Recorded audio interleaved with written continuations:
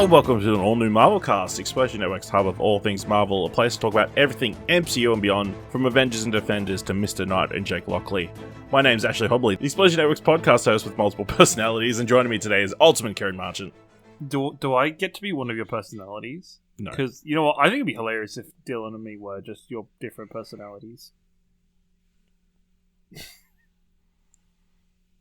That would make for a very I wish awkward this was a video podcast just because of that look. And also joining us, the astonishing Dylan Blight. I'm going to be here to talk about Batman. Yes. Where is she? Sorry. Rachel. This episode, we're talking about the first episode of Moon Knight, but kick things off, Ciaran, what do you know about Moon Knight? Not too much. Just what I have seen of him in a couple kind of comic book appearances. I guess more in. I think I can remember more interactions with Daredevil out of any other character. And his pop-ups in like Ultimate Alliance and stuff like that, but not absolutely heaps. This is probably my first in-depth look at Moon Knight. Dylan? I think I tried to read some in maybe 2014, 15-ish. I read maybe 3-4 issues and decided it was not for me, and I jumped out. Or whatever that current run was. Like, it was the current run, so.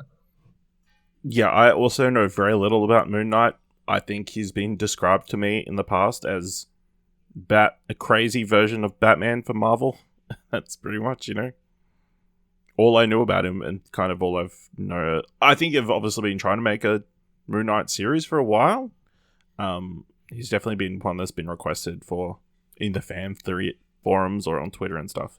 So we're finally here. So let's talk about the first episode of Moon Knight, The Goldfish Problem, directed by Mohamed Diab, written by Jeremy Slater. Stephen Grant learns that he may be a superhero, but may also share a body with the ruthless mercenary. Dylan, what do you think of the first episode of Moon Knight? It was really good. I really enjoyed it. It's tonally not like anything else that we've had on the Disney Plus MCU shows before. I've already seen people sort of saying it's like the Netflix stuff, and I'm like, I guess like that's one way to sort of explain the like having a bit more of a darker tone and theme or whatever. Funny enough, all that Netflix stuff's now Disney Plus anyway, so like, yeah. it's like the Disney Plus stuff. Yeah, I know. It's really good watching this accent. I couldn't. I think for the first for the first half of the episode, I was like, "What a choice! Loved it. what a choice!" But I think it really works. But no, I think this is a lot of setup. Obviously, in this episode, I kind of wish they'd dropped 2 at the same time, like they've done for previous stuff, almost, because it is just like introduction to one of his personalities, so Steven, and then you have the teasers of the others. And then they introduce the villain, kinda. Ethan Hawke is looking like he's having a great time in this, playing this role. And then I think some of the CGI is sort of let down. There's like the CGI seemed cheaper in this than some of the other Marvel stuff, and maybe that's because it's an unproven character and they didn't give it quite the same budget. But especially in the highway chase, I would say some of the cars just looked very Play-Doh-y, like plastic swinging around vehicles and bits and pieces and stuff like that. And then the other thing worth pointing out before I forget is, and I'm guaranteed that I won't be the other one to pick up on this because it's like having characters say hand shot first in a show. He clearly states that Avatar isn't an anime, which is I'm sure going to be decisive. Yeah. I just like that he mentioned both of them. I think that was a great moment, That was a great line though. The blue people? Like the anime? Ciaran, what are your thoughts on Moon Knight? I loved it. I really loved it. I think tonally this project has some really interest to it, and I think comparing it to the other I guess the Disney Plus show so far, this for production wise in terms of how it's been shot, the general kind of tone throughout it, the writing so far for this first episode, it feels like it's a bit of a step above what we've got next. Like, this feels like it's out of the realm of comic book TV show and just kind of more in its own little space. I don't know why. I both loved it, but at the same time felt incredibly uncomfortable for much of the show. Just with, like, I don't know if it was a sense of suspense or just how tense things were at times with kind of some of the camera angles and the shots that were chosen. I think, this has a really interesting and almost jarring nature with where it goes from its different kind of tones and settings. With 1 minute it's this darker, more tense, almost thriller nature to it of what is going on to Steven, kind of him discovering bits and pieces, to next minute getting a very much a Deadpool vibe from the cupcake van chase, and like kind of having the music involved with that, and the more violent nature of the cuts between. I really enjoyed how his switches throughout all that period were just kind of split-second cuts and then changing of the situation, and kind of showing the different kind of almost the whiplash effect of the different characters involved. There was, even elements of horror, including, the final scenes with the dog-like creature, and the scenes with him in the elevator and those corridors, I thought were incredibly unnerving in many ways. Even the stage of the monster-like creature with the staff kind of walking towards him and building towards him. Like, I felt really tense during that moment, and I think it's a really interesting nature for it. I think Oscar Isaac did a great job throughout this whole thing. His switches and changes from the different perspectives, kind of, that we didn't see that much. I think it works to that effect that we have Steven's accent be that more kind of Londoner kind of accent. Him saying very normal English in London terms, like, later gator and stuff like that. Is it those English phrases? Later gator. See on the flip flop. Yeah, see on the flip flop is a bit of a different one, but later gator is later gator, and then the response is in a wild crocodile. I mean, yeah, that's it. But it's, like, I think it's everywhere, but it's very, I don't know. Those kind of things are remind me very much of England in the way he talks. I thought it was very interesting for him to find a Motorola flip phone in the 2022. They're coming back, right? They do be coming back. You can buy flip phones. Motorola, you can. They're around, but they're all the rage. They're not. Yeah, they ain't coming back properly. But no, I think this is really interesting. I do wish my only criticism is I didn't love the ending. Like, I wish there had been more of the shots of his transformation into Moon Knight instead of having the cut and then the cut back to him kind of coming to that trailer shot of him beating down on the... It's a cliffhanger ending. Yeah, it's just... It's teasing. And I'm still not a massive fan of the costume, or at least this version of the costume. I think the other version, or the other personality costume that we've seen of Moon Knight in promotional stuff, I really fucking love. This costume, I don't... I haven't seen it. Is there a second one? There is a second one I've seen. Actually, have you seen the second one? Probably, but, I probably just... Yeah, that's okay. But yeah... I probably just haven't noticed the difference. It's like dude in the white suit. Yes. Jumping around. Yes. Yeah, I really liked the episode as well. I think it was a great build. I think it's different to like a lot of these other MCU characters who we kind of know their story, and this one is definitely an introduction to this character and to this world, especially given that it's completely separate to everything else in the MCU. There's been very few events happen in London, other than Thor 3. Dark World? Isn't that Thor 2? Dark Thor World. 2, sorry. My apologies. Ragnarok Eternals? was okay. Eternals had a I big guess fair that's bit true. in London. Yeah, I was just quickly thinking off the cusp what Is has it been that? in London. No, it's not the same museum. Spider-Man Far 2? From Home. Yeah. Spider-Man Far From Home just Yeah. finishes in London. Like, Yeah. there's the whole final act takes place in London. You got 3 Londons. 3 Londons. Even Spider-Man Far From Home includes, like, Tower Bridge. Like, it includes quite significant... Got you there, fake fan. Damn. London's a big city. I mean, it could have been a very, like, this lower east side. I don't know. Look, the They just important say thing is London's it's not cool, New York isn't it? City. Like, that's It's not New York, is what I'm Yes. saying. where everyone else is. You know, all of those people were visiting, really. You know, they're not there full time. No, can't wait for Captain Well, no, Britain. neither's Moon Knight isn't there the whole time, considering we've I mean, seen he's him in the Swiss already Alps, in other apparently, so- locations. Yeah. Yeah. But yeah, I enjoyed, like, the build-up of, like, him figuring out to a certain degree.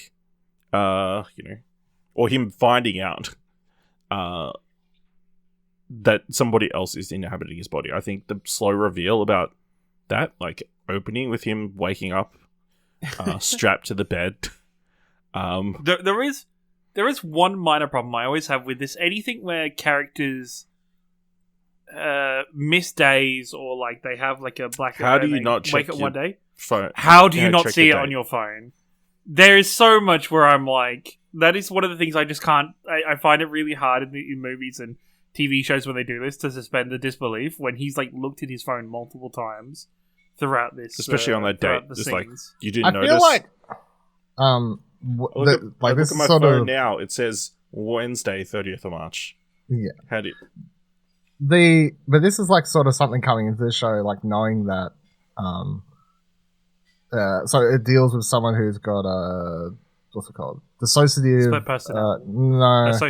dissociative identity disorder, I think. That's it. Is Right, the that's it. correct? Which yes, that's the correct thing over the years. Like, I think originally probably when they made Moon Knight, they would have just called it something really offensive now, and like for a while a lot of people called it multiple personality disorder or whatever. But Yep. yeah, DID is the correct medical terminology. I think that given it's a subject, like a condition that a lot of people I would have assumed still thought was, even up to recently, like not actually a real thing. And then there was also the fact that in movies like Split and Glass, it was sort of considered that their sort of treatment of it was not well received by people who have DID or like medical professionals, you know, anything like that. I think it's like that was probably one of the reasons the show wasn't just magically pushed out the gate without like treating it responsibly, and that's sort of something I'm going to be definitely interested to see how the show goes forward. I definitely feel like there's nothing in this show that seems to be like making a joke out of it, like more so than like naturally funny bits. Like it doesn't feel like it's like being mean-spirited about the disorder, you know what I mean? Like it's sort of played naturally for any of the sorts of laughs. But yeah, I'll definitely be interested to see what other people potentially think about it. And I definitely think it's going to be a discussion point for the entire season run, how they treat that, given it's not something that's just not portrayed in media as a disorder that much. I remember watching Anthony from Smosh on his channel. He did, Yeah, I started watching that recently. The one with the lady with DID, where she he did an entire episode where he talked to like 4 or 5 different people on that show he does on YouTube with DID. Anthony Padilla. That's it, Padilla. That's well worth checking out if people want to see like watch something with real people with the disorder, sort of talk about it. So we shouldn't expect like a United States of Tara spin-off. No, I don't think so. But I definitely feel like it's going to be like... Fun fact, did you know Brie Larson's in that show? No. I did true. not. I Crazy. haven't watched it since whenever it was first on TV. I was just looking up something. Okay. But yeah, it's I definitely feel like that's going to be one of the more interesting things of the show going forward, because it's just like, it's not like covering someone with, you know, depression or, you know, something that I feel like most people have sort of got to hang on, like how you treat that sort of thing, like as far as a mental illness can go. This is a one that's just not covered, and it's going to be interesting. Yeah, I mean, it'll be interesting to see if they actually treat it as a mental illness, or if it's, hey, this Mark Spector's just a disembodied soul that's trapped in your body. They're going to, because I know they've said previously in interviews that that's the way they're going, and I know that's how in more recent versions of the comics, maybe not the original interpretation, but more recent versions of the character, that is the version, the given answer as to his why and how. But yeah, I think his whole routine is quite interesting. I didn't realize it at the start as to why his bed is surrounded in sand, or why he's got tape on his door, but then it's like, it kind of clicks, like, oh, he's like, he thinks he'll be able to notice if he's like waking up in the middle of the night doing like stuff. I think he believes he's like some form of sleepwalking or something, rather than he thinks he's sleepwalking, so he thinks if he puts sand there, he'll be able to see his footsteps. He thinks if he puts tape over the door, he'll realize that if he just like walks out it, all these locks will stop him, and the chain and all that. But what he doesn't take into account is if he's got DID and he's just waking up, another person smart enough to cognitively just take the chain apart, you know what I mean? And like, take the tape off the door and put the tape back on the door. Like redo the sands. Yeah, it's crazy. I really love, you know, the build up and him working at the museum.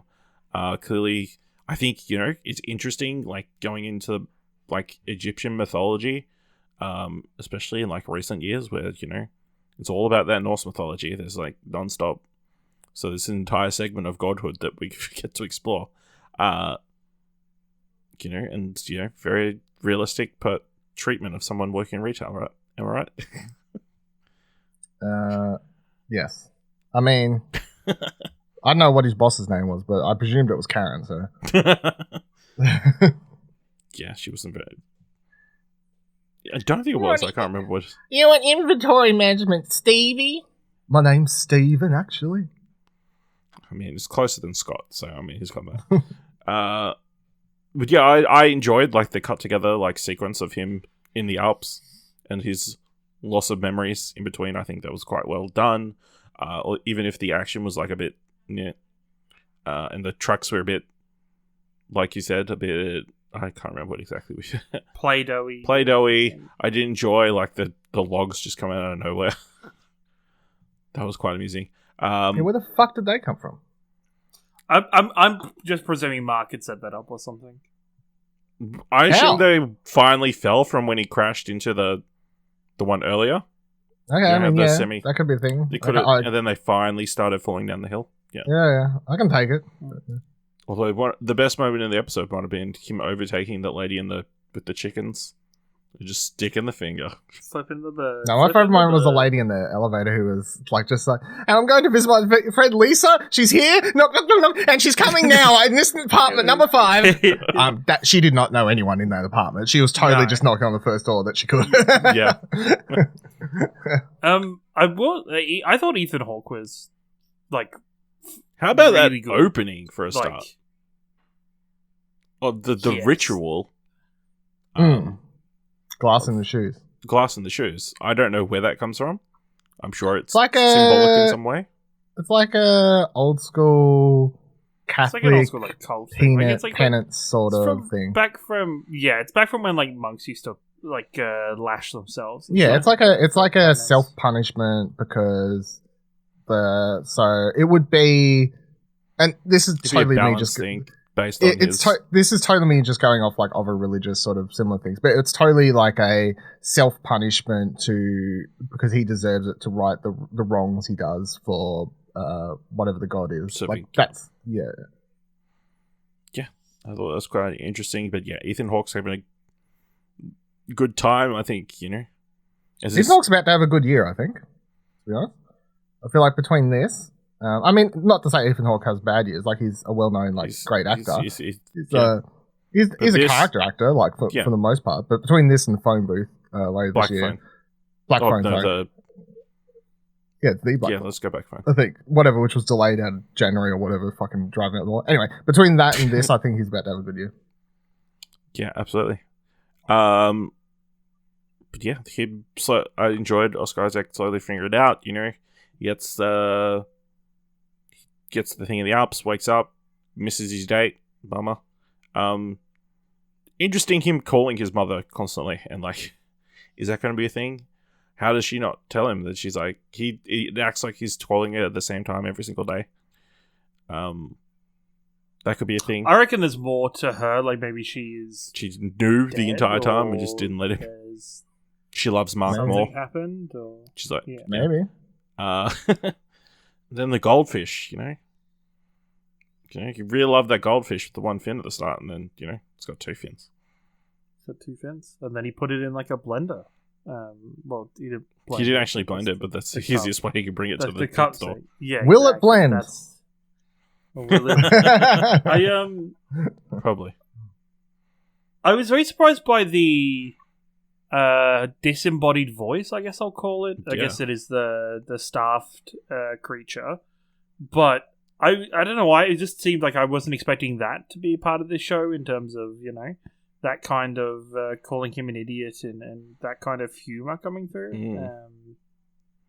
I thought that was... It worked. It was just, it was unexpected for that to be within what was going on. It's the character's Khonshu, which is the god of the moon. Yep. So, that makes sense. Yeah. So, he finds the phone. Someone called Layla has been calling Mark for several months. Never answers. Like, pretty much a dick move, right? He needs to listen to some Eric Clapton and find out what it is about Layla's, Damn, I hate you both. The fact that I really hate you both. I mean, even if I knew what it was, I probably would have. People should listen to fucking Eric Clapton. Holy shit. Don't start talking about things people should listen to or watch. God, I hate... No, Ashley started. Hobley, you're in the same boat as I am for part of that conversation, so... Don't make me name and shame on this podcast. Yeah, and then, we get at the end, he's doing the inventory, and then he gets attacked by a freaking Egyptian dog mummy thing. Which didn't look great, but, Egyptian werewolf. It was enough. The thing is, we never really got a proper look at it, really. Like, it was It's always probably dark. Probably for the best, yeah. focus. Probably for the best. To be Well, that's honest. probably why it looked, they were like, it's not going to be seen properly. We're never going to show it. Yeah. Let's just half do it. Yeah. Why spend money on that? Yeah, absolutely. And then Steven gives control to Mark, and Mark beats the shit out of it. Like, full on beats the crap out of that dog. See, I'm as far as what I had known of Moon Knight, I didn't think Mark was Moon Knight. Like, I thought Moon Knight was a different thing, but I shall see if I'm I'm either wrong or there's more to this going forward. So I think we shall there's see. potential. I think there's more to this. Yeah. I think because he never... he's an avatar, so maybe the avatars have multiple ways to become Moon Knight. Fire, earth, water, and air, But even then, I don't think, for the period of the Swiss... He did disappear, apparently, for Alps, several months, so... Yeah. Just like the... And... Yeah, because Mark's the guy who walked in and brought a goldfish. Like, he didn't go in as Moon Knight. No. Yeah, so he's not always that. And I guess the period in the Alps, it didn't seem like he was changing into the costume every time that the flicks happened because, he was bloody and his hands were bloody and stuff like that. So I also enjoyed him throwing the gun at the car as if that would do anything. And then the voice just being like, why would you do that? Did he just throw the gun? The one thing you can sort of help him is just throw it out of the car. Fucking idiot. Hey, I appreciate that in the cupcake van, his first protocol was just to start smushing cupcakes into the dude's face that was trying to attack him. Just so many good small moments. Just him waving at the dude, completely oblivious that guy's going to try and kill him in a second. I feel like that scene where he just talks to the statue dude like sums up this dude's life. Like, Yeah. you know, like, Dude, that scene, I was like, I think just that scene alone, I was like, oh, Oscar's having fun, and Oscar's doing a lot with this role already. But also he's very Just depressing. from that one little section. yeah. You know that girl I was telling you about? When you don't respond at all because you're playing a fucking statue. He's like helping that dude, being like, don't forget the tip. Like, I got you a sandwich, and then tips him. Gets him a sandwich, and then tips him. Like, come on. I mean, yeah, he is the model Twitch Imagine follower. the statue being like that guy. You know what? Props to him for holding his shit together after somebody was like, "Yeah, I got a date with this girl. I can't remember asking her out on the date." And he's like, "But I'll go anyway because that's totally fine." I'm gonna go. It's like, fucking hell. Absolutely. But yeah, I love how the episode ended. I think it's like a cool way to end it, and like it's a shame, like you said, it would have been good to have 2 episodes to kick things off, but I guess we have to wait a whole week. I guess it's only 7 episodes, so I think. So don't want to put it all. It's nice. It's nice that we're not waiting until like episode 5 or 6 to see Moon Knight. Like, I guess that has been a bit of a trend in terms of the series so far. Where it takes... The big reveal at the end of the series is they get into the costume. Yeah. Yeah. There's like only 6 episodes according to 6 episodes. Okay. So yeah, I was about to say 7 would be like, come on, do the double premiere after 7. Okay. 6. Crazy. But yeah, what do you guys have any expectations of what's coming up? No, I feel like out of all the shows and characters so far, this is like the one that all of us know the least about. So we're sort of just all going in, learning as we go, which is cool. To just discuss it like that and not do a lot of like, oh, but this thing, and also it's not connected to anything else. It's not a character that's spun out of another show or movie. Like, it's just sort of a fresh MCU thing, which is cool. And I love Oscar Isaac, so, you know, like, it's just great to watch him do his thing where he'll play a bunch of different personalities at the same time, which is going to be fun to see. And yeah, I just hope the action and the CGI gets improved as we go forward into some of the integral scenes. But, I mean, at the end of the day, I don't know, like, how much I really care. I feel like at the end of the day, it's going to be like, what I would actually rather is just Oscar Isaac and Ethan Hawke just talking rather than fight scenes, to be honest. Like, yeah, absolutely. So yeah, let us know what you thought of the first episode of Moon Knight by going to explosion.com/Twitter or jump into our Discord at explosion.com/Discord. If you want to help us out here at All New Marvelcast, leave us a review on Apple Podcasts or on Podchaser, or leave us 5 stars. Anywhere you can leave us 5 stars. And as always, just tell people about the show. And if you like this episode, thought it was worth $1, head on over to the Ko-fi page, explosionnetwork.com/support. Alright.